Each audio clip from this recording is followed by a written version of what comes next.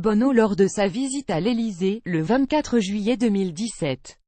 Michel Wheeler, AP dans une interview fleuve à Rolling Stone, le leader du groupe U2 évoque sa vie de rock star et distribue bons et mauvais points aux politiques. À Donald Trump, dont il compare la victoire à l'élection de Marine Le Pen aux États-Unis.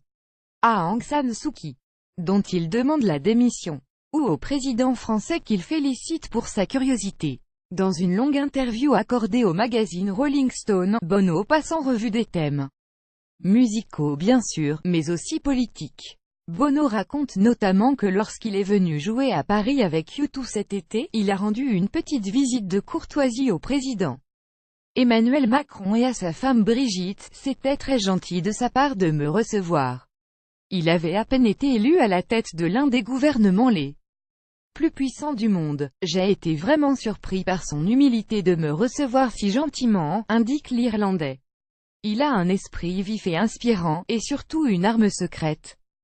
Sa femme, avec le couple présidentiel, il a évoqué son action pour One Campaign, sa campagne de lutte contre la pauvreté. Il a notamment plaidé en faveur de l'éducation des jeunes filles dans les pays en développement, un sujet, à l'en croire, sur lequel Brigitte Macron était à la pointe. Emmanuel Macron ne semblait pas en reste, à croire le chanteur. C'était un super entretien. Mais, ce qui était impressionnant chez lui, c'est qu'il n'était pas concentré sur les chiffres, mais sur le fait d'être efficace, souligne Bono qui se remémore l'entrevue et les phrases d'Emmanuel Macron. Vous nous faites tenir notre promesse.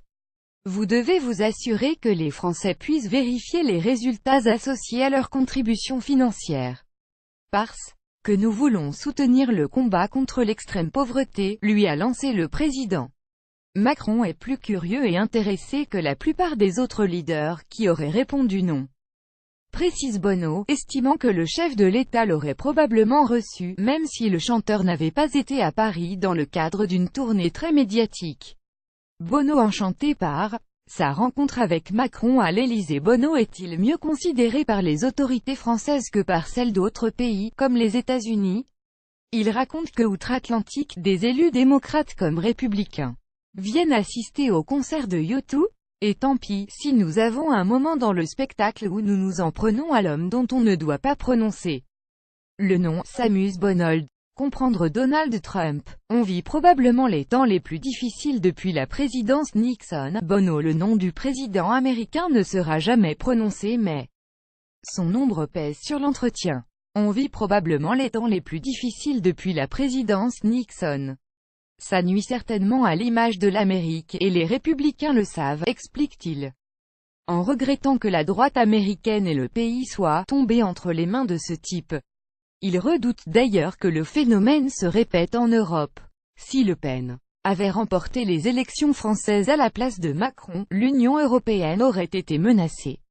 Pensez-y, les choses les plus positives héritées de l'horreur de la Seconde Guerre mondiale auraient été réduites à néant. Et Bono de conclure, aidé par la journaliste de Rolling Stone, qu'en effet Marine Le Pen a gagné la présidentielle américaine avec la victoire de Donald Trump. Le chanteur de U2 met également en garde une autre dirigeante politique.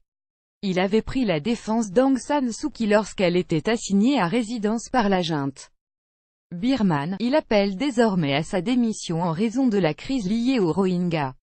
Le chanteur qui avait mis la femme politique à l'honneur dans la chanson Walk On en 2001, incitant ses fans à porter des masques de l'ancienne prix Nobel de la paix en concert, s'est dit écœuré par les images des Rohingyas, une minorité musulmane persécutée en Birmanie et dont plus de 655 000 membres ont fui vers le Bangladesh depuis fin août.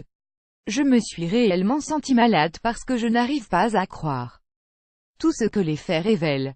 Il y a un nettoyage ethnique, s'est alarmé Bono, c'est vraiment en train de se produire et elle doit démissionner parce qu'elle sait que c'est en train de se produire, a-t-il ajouté.